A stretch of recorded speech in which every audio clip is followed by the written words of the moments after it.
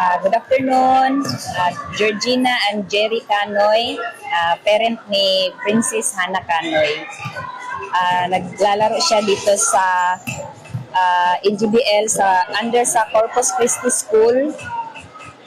So, usually sa kanyang game, kasi ano pa siya ngayon, 12 years old pa siya, so running 13 pa.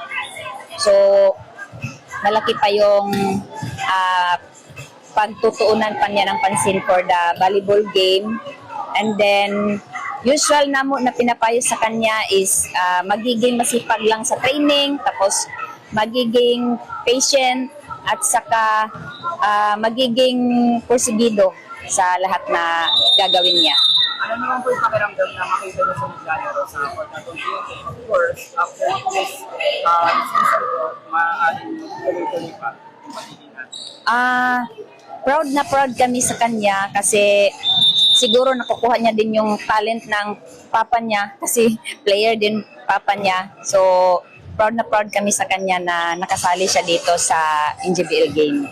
Sir, siyempre bilang po ang nasabi po na athlete din po kayo. Sa tingin po, ano po yung dapat na natin tandaan yung anak nito? As isa ka athlete, ang tandaan lang ay focus sa laro, no? At huwag madali, focus lang, iisipin muna ang galaw para ayos ang paglalaro. Message niyo lang din po sa anak. Sa anak ko, si Princess Hannah, sana maganda ang laro niya ngayon pag ipasab siya ng coach. Kasi sab lang kasi. Okay.